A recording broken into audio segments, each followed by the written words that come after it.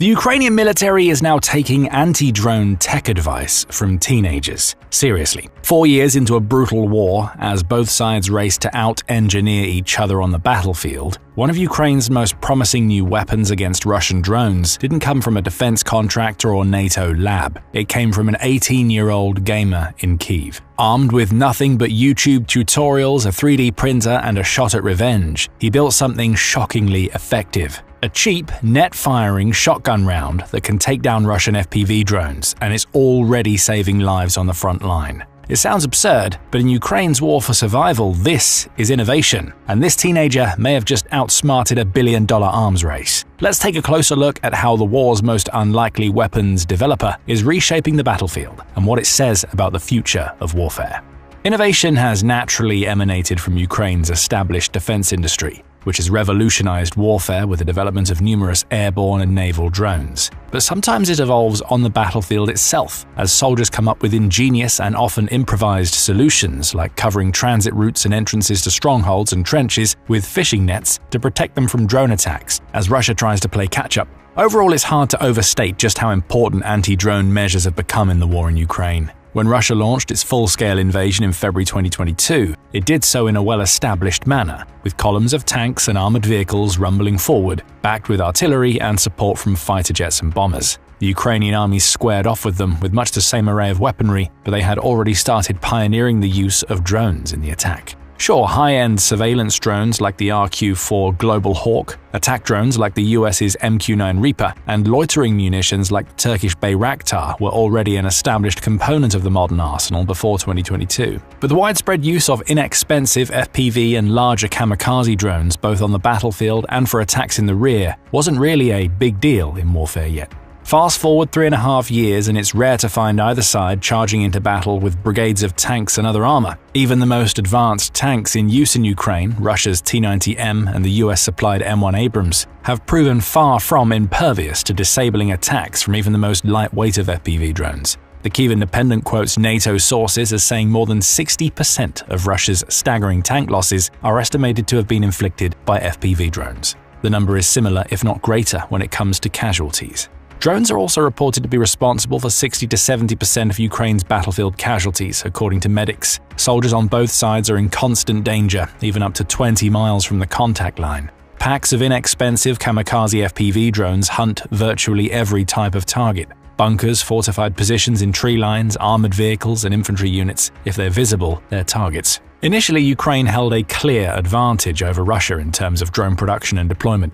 Indeed, facing a roughly threefold disadvantage in manpower and heavy weaponry compared to Russia, Ukraine embraced the use of unmanned weaponry as an area in which it could achieve a decisive strategic advantage. In 2024, Ukrainian President Volodymyr Zelensky said the country produced approximately 2.2 million drones, and used even more, greatly reducing the pace of Russian advances and inflicting huge losses as a result. However, over time, Russia's much greater industrial capacity has gradually caught up. Much of Ukraine's drone manufacturing industry is decentralized and relies heavily on ingenuity and resilience. FPV drones are put together in hundreds of workshops in apartments, warehouses, and basements throughout the country. It's not uncommon to find assembly workshops, complete with a 3D printer, in Ukrainian positions right on the front lines. By contrast, Russia's giant factory in Alabuga, Tatarstan, is now reportedly able to produce up to 5,000 of the heavy Geran or Shahed loitering munitions that plague Ukraine nightly per month. That's despite being directly hit by Ukrainian long-range drones at least 5 times since 2024.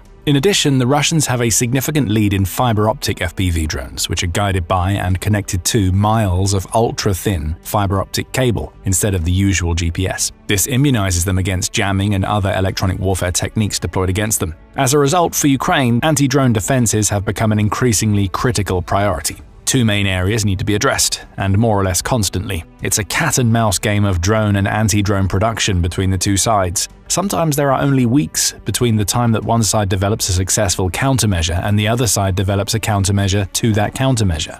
The first is countering Russia's nightly drone swarms that target Ukrainian cities and infrastructure all over the country, far behind the front lines. Reflecting Russia's growing production capacity, these swarms have swelled in number during the summer of 2025 to between 150 and 700 per night. Ukraine consistently reports bringing down north of 90% of these drones, which are typically the Russian-made Geran 2 and Geran 3 analogs of the infamous Iranian Shahed 136. That stands to reason. Garans are relatively slow and noisy, and thus easy to identify, track, and engage. The Garand 2 has a maximum speed of about 112 miles per hour, while the turbojet engine-powered Garand 3 reportedly reaches speeds of up to 550 or 600 kilometers per hour, depending on whether you believe Ukrainian or Russian assessments. As for their sonic signature, they're not known as flying lawnmowers for nothing. At those speeds, they're easily targeted by Ukraine's advanced MIM-104 Patriot, Iris-T SLM and NASAM's air defense systems, or indeed the AIM-9L Sidewinder and AIM-120 AMRAAM air-to-air missiles, with which its F-16s are equipped. However, it's simply not cost-effective or sustainable to use these systems to shoot down drones. Russian Garans are estimated to cost between $30,000 and $100,000 each, depending on the model and payload. In contrast, a single Patriot missile can cost between $4 and $7 million. Iris-T SLM and SLS missiles cost around $630,000 and $470,000 respectively, and a single AMRAAM missile, which is used by NASAMS, costs more than $1.2 million. True, allowing the drones to strike their targets runs the risk of incurring damage worth far more than the cost of firing an interceptor missile or two at them. But on a simple cost-benefit analysis, it's hard to justify the expense, especially when you consider that inventories of all these missiles are not abundant. Demand for them worldwide is high, and the manufacturers can only produce up to 600 of each in total annually. Ukraine could use them all up in weeks. To make matters worse, up to 40% of the drones used in Russia's drone swarms are actually decoys, with a similar signature to Garand's but without any explosive payload. They're designed specifically to exhaust expensive air defense interceptors, paving the way for real Garand's with heavy payloads to follow in their wake. Now, if Ukraine is in a position where it can only use its high-tech guaranteed drone killers sparingly at best to defend its cities and critical infrastructure, imagine the situation on the front lines. Using a $500,000 missile to shoot down a drone worth only 10 to 20% as much is unfeasible. Using the same missile to shoot down an FPV or a simple surveillance drone worth 10 times less than even that is simply out of the question. That's the second area in which anti-drone systems have become a critical requirement for the Ukrainian armed forces: anti-FPV and surveillance drone systems for use on the battlefield. And that's where the subject of our story, an 18-year-old Kyiv named Yuri, comes in. Ukraine's first line of defense against FPV drones, and indeed Garand's, is electronic warfare, or EW. These systems counter drones by disrupting their critical electronic signals, primarily through jamming and spoofing. They detect enemy drone signals, analyze their frequency, and then emit powerful interference on the same frequencies to sever communication, disable navigation, and/or force the drone to return or crash. Ukraine has significant EW assets, including thousands of Lithuanian Skywiper electronic drone mitigation 4 and Omni systems, and dead drones, dead drone portable sensors, and Drone Defender's radio frequency jammers. At least 300 of these sensors have been installed along the front line, each capable of identifying and detecting the radio signatures of nearly 600 different models of drones at range. However, these systems are largely ineffective against Russia's fiber optic drones, which don't emit jammable or spoofable signals, and against drones flying at altitudes above their effective range. The next line of defense is currently proving to be one of the most effective: good old-fashioned bullets. That said, some of the bullets Ukraine is firing at Russian drones and the systems that are firing them are anything but old-fashioned. Most of the bullets are being fired at short-range targets from machine guns and autocannons of various shapes and sizes. The UK-supplied MSIDS Terrahawk Paladin system, for example, uses a 30mm Mark 44 Bushmaster II autocannon to engage targets up to 1.86 miles away, using XM1211 high-explosive proximity-fused ammunition. The 160 Slinger systems supplied to Ukraine by Australia use a Bushmaster M230LF 30x113mm cannon with similar rounds to the Paladin to automatically track and eliminate moving targets beyond half a mile away. Ukraine has recently received deliveries of 2 prototypes of state-of-the-art Wolf 25 anti-drone systems. The Wolf 25AD has a remotely operated Mangart 25 turret with a 25mm Oerlikon KBA automatic cannon and an 8-barrel smoke grenade launcher for deploying smoke screens. The weapon can fire airburst rounds, conventional high-explosive shells, and armor-piercing ammunition. It has 4 Rheinmetall radars for target detection, which provide full 360-degree coverage, enabling detection of Lancet drones 5 to 6 miles away, and reconnaissance UAVs and small quadcopters like FPV drones up to 3 miles away. Ukraine is also firing bullets at drones from the air, and rather effectively at that. According to Armed Forces Commander-in-Chief Oleksandr Syrskyi, helicopter crews have become a critical part of the country's layered air defense system. In late September, he said that Ukraine is increasing the deployment of helicopters in air defense missions after commanders reported their effectiveness in intercepting Russian long-range drones. Depending on the weather, our helicopters sometimes shoot down up to 40% of drones in their sectors. That's why we're scaling up in this direction as well, he told a media briefing. The tactic involves pairing 2 helicopters with complementary roles, one equipped with weapons to directly engage drones, and the other fitted with advanced sensors. The sensor-equipped aircraft, often carrying the Teledyne FLIR multi-sensor system, guides the armed helicopter to its target, a method that has proven highly effective against drones carrying warheads of up to 200 pounds. However, the least old-fashioned and arguably most effective anti-drone gun that Ukraine has is the Sky Sentinel system, developed by Ukraine itself. Sky Sentinel is an autonomous, AI-controlled air defense turret equipped with a heavy machine gun that's capable of 360-degree rotation. It can comfortably strike a Garand or even a drone up to 5 times smaller. Its ability to strike small, fast-moving targets traveling at speeds of 125, 250, or even 500 miles per hour has earned it the nickname Shahid Catcher.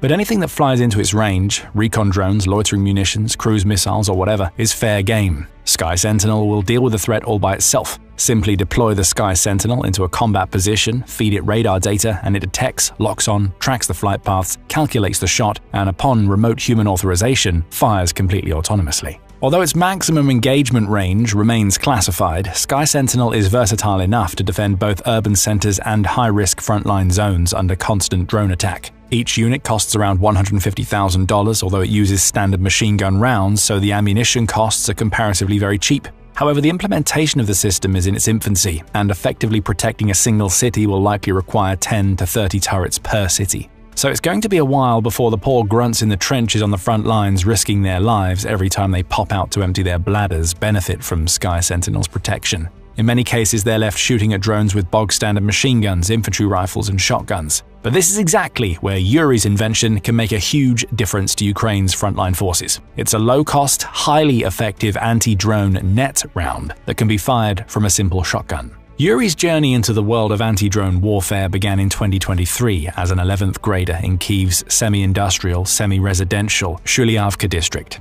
The neighborhood saw heavy fighting at the very beginning of Russia's full-scale invasion, particularly near the Kyiv Zoo, and has been subject to numerous drone and missile attacks since. Frustrated with school, immersed in YouTube videos about military equipment, DIY engineering, and 3D printing, and too young to enlist in the armed forces, he searched for another way to contribute. In his words, the motivation was to bring benefit to the country. School was moving too slowly, my neighborhood was being bombed, and I wanted to do something useful. His first idea was for a quieter FPV drone propeller. He pitched it to the Defense Tech Incubator, but when the pitch failed, he pivoted to anti-drone munitions. On the battlefield, 75% of injuries now come from drones, he says. Drones could be the biggest threat to individuals in the coming years. Creating anti-drone systems can truly save lives. The light bulb went on in Yuri's head while he was playing a first-person shooter video game with a friend who knew a bit about ammunition. It was during those gamers' discussions that the idea of anti-drone net rounds for a grenade launcher came to me, he said. He and his partner began building a prototype.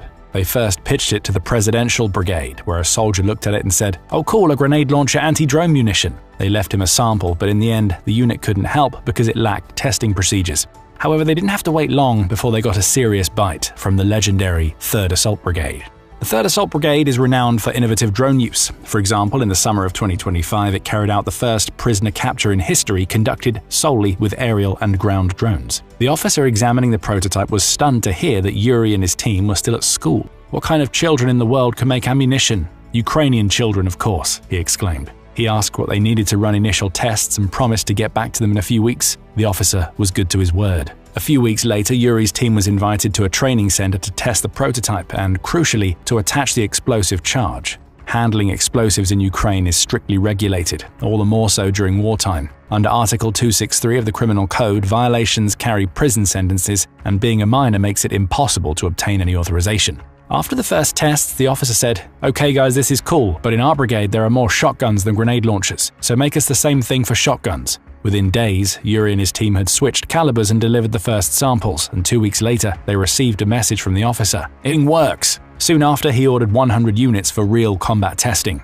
According to Yuri, this speed in decision-making is both a strength and a weakness when it comes to Ukraine's wartime technological industries. "We have a lot of private companies appearing, and they move faster than state enterprises," Yuri said. "But there is no system for everything to quickly move from a startup to the army. Because of this, many things remain prototypes. As a result, Yuri and his friends weren't expecting that first order. They hadn't thought about scaling up production and the problems they might encounter. Watching a training video from the 3rd Assault Brigade, they recognized their munition being tested. The round jammed and the instructor joked, "Now I'm going to die because it didn't fire." It made a huge impression on Yuri. At that moment, I was really scared because I realized if something goes wrong, a person could be killed. Fortunately, he was about to receive feedback of a far more reassuring nature. A Special Forces unit called from the Kursk front saying, "We tested your stuff. It was awesome."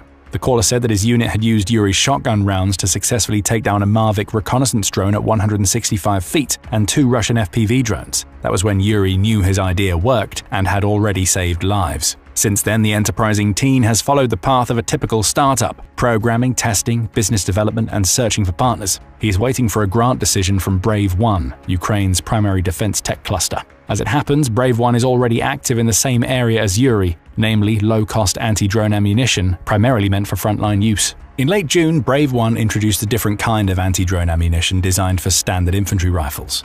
The rounds, which resemble regular 5.45mm cartridges, are designed to fragment mid-air, increasing the chances of hitting fast-moving FPV drones. After being fired, the round breaks apart into approximately 5 fast-moving pellets. When multiple rounds are fired in rapid succession, they produce a shotgun-like spread that can effectively engage drones at ranges of up to 165 feet.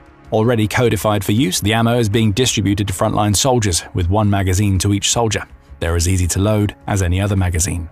Brave One also lists a portable electronic warfare device known as the anti-drone pistol on its market platform that is designed to counter hostile FPV drones. The device is marketed as a personal protection tool for soldiers and uses radio frequency interference to disrupt the control channels of enemy drones. Weighing just 2.2 pounds, it's light and portable enough to carry anywhere and has a jamming range of over 300 feet. Meanwhile, although not developed under the wings of Brave One, Yuri does face some more direct competition from Ukrainian defense company Teneta, the Mittler net launcher.